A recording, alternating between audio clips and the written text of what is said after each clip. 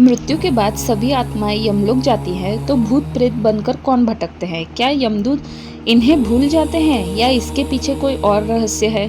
दोस्तों, अगर आप सोचते हैं कि मरने के बाद हर कोई सीधे यमलोक जाता है तो यह पूरी तरह सच नहीं है।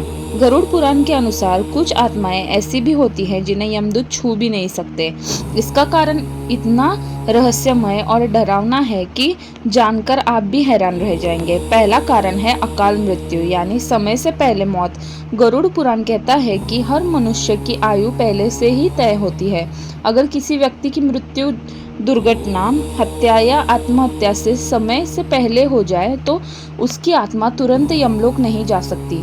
यमदूत भी तब तक उसे नहीं ले जा सकते जब तक उसकी निर्धारित आयु पूरी ना हो जाए।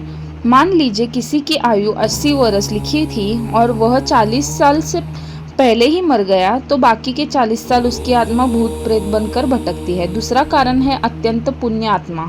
जो व्यक्ति एकादशी व्रत करता है, ब्राह्मणों को दान देता है और भगवान का नाम जपता है, वह इतना पुण्य कमाता है कि उसे यमलोक जाना ही नहीं पड़ता। ऐसी आत्माओं को विष्णु जी के दूत सीधे वैकुंठ लोक ले जाते हैं। तीसरा कारण है ऊर्जा की कमी। मृत्यु के बाद आत्मा को यमलोक तक जाने के लिए शक्ति चाहिए होती है।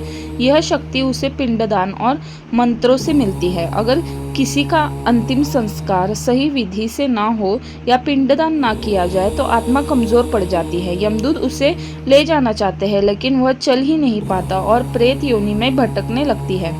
इसीलिए हमारे धर्म में अंतिम संस्कार और पिंडदान को बहुत महत्वपूर्ण माना गया है। चौथा और सबसे खतरनाक कारण मोह। कुछ आत्माएं अपने घर, धन या बदले की भावना से इतनी जुड़ जाती है कि शरीर छोड़ने के बाद भी पृथ्वी से ही जा नहीं पाती। ऐसी आत्माओं को मुक्ति नहीं मिलती और वे वहीं भटकती रहती है। इन भटकती आत्माओं को मुक्ति तभी मिलती है जब उनकी आयु पूरी हो जाए या उनके लिए नारायण बलि पूजा की जाए, तब जाकर यमदूत उन्हें यमलोक ले जाते हैं। इसीलिए हर आत्मा तुरंत यमलोक नहीं जाती। कुछ आत्माएं आज भी मुक्ति का इंतजार कर रही है या शायद हमारे आसपास ही भटक रही हैं। मित्रों, अगर आप भी प्रेत योनि से बचना चाहते हैं तो पुण्य कर्म करें और भगवान का नाम जप करें। क्या आप अकाल मृत्यु से बचने के उपाय जानना चाहते हैं? कमेंट में ज़रूर बताएं। और अगर आप सच्चे भक्त हैं तो अपने इष्ट देव का नाम ज़रूर लिखें। जय श्री कृष्ण।